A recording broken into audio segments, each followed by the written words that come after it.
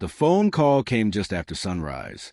My uncle had passed away, leaving me ownership of a massive Wyoming cattle ranch that had been in our family for generations.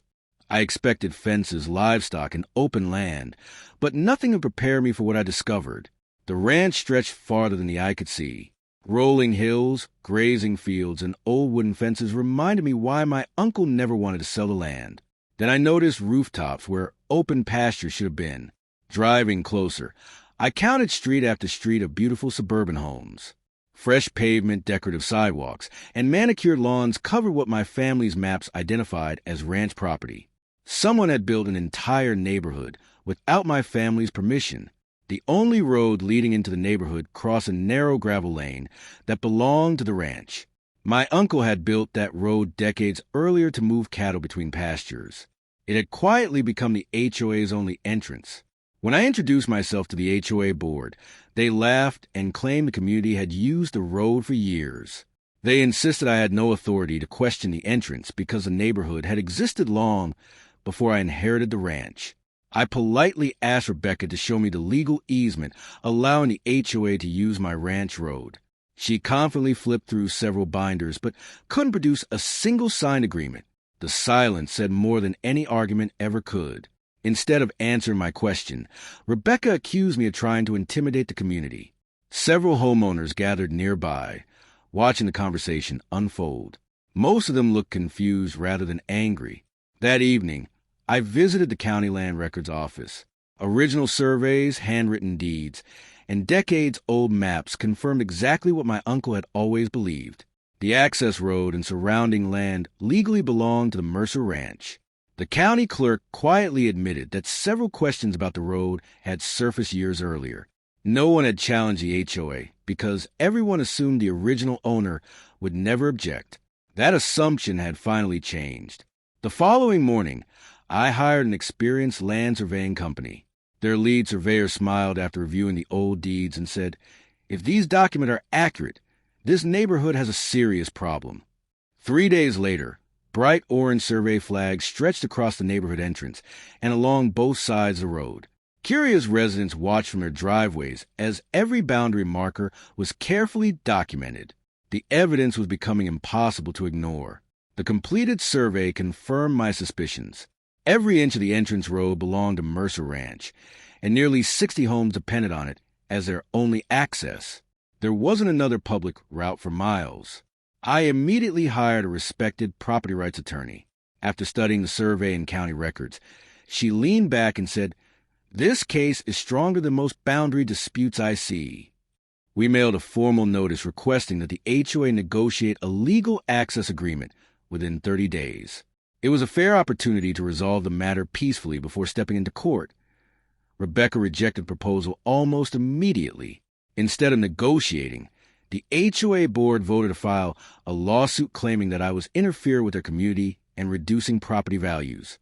The lawsuit arrived a week later, demanding that I permanently allow unrestricted access across my ranch road. My attorney smiled as she finished reading it. She believed their filing overlooked several critical legal issues. Rather than reacting emotionally, we filed a detailed response along with a counterclaim asking the court to officially recognize my ownership and stop unauthorized use of the road. Every document was backed by historical evidence. As the case became public, local newspapers and television stations began covering the dispute. Many residents were shocked to learn their only entrance crossed privately owned ranch property. Several homeowners privately apologized after reviewing the public records themselves. They admitted they had trusted the HOA board without ever questioning the ownership of the road. Their frustration slowly shifted toward the leadership. With the legal case moving forward and no temporary access agreement in place, my attorney advised me that I could secure my private property in accordance with the law. After notifying the appropriate parties, I installed a locked ranch gate at the entrance road, leaving emergency access available as required while the dispute continued. The quiet ranch road suddenly became the center of the entire controversy. The next morning, dozens of homeowners gathered at the locked ranch gate. Many believed it was only temporary.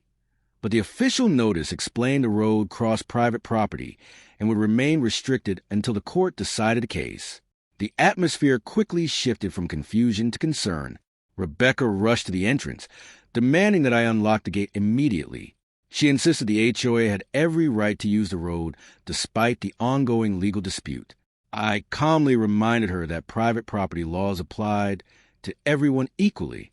A county sheriff's deputy arrived after receiving several calls from residents. After reviewing the recorded survey, property deed, and legal filings, he explained that the dispute was civil and encouraged everyone to follow the court process peacefully. Local news crews arrived before noon, broadcasting live from the ranch entrance. Helicopter cameras captured long lines of vehicles waiting near the gate, while reporters explained the unusual property rights dispute unfolding in rural Wyoming. That evening, my attorney requested an expedited hearing. We argued that continued use of the road without a legal agreement exposed both sides to unnecessary conflict. The judge scheduled an emergency hearing within days. Inside the courtroom, both legal teams presented their opening statements. My attorney focused on documented ownership, while the HOA argued that the community depended on the road for daily access.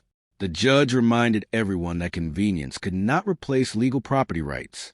Professional surveyors displayed detailed GPS maps comparing historic deeds with modern satellite measurements. Every boundary matched the original Mercer Ranch records, leaving little uncertainty about who owned the entrance road. The HOA's attorney argued that years of uninterrupted use should allow permanent access. My attorney responded that no recorded easement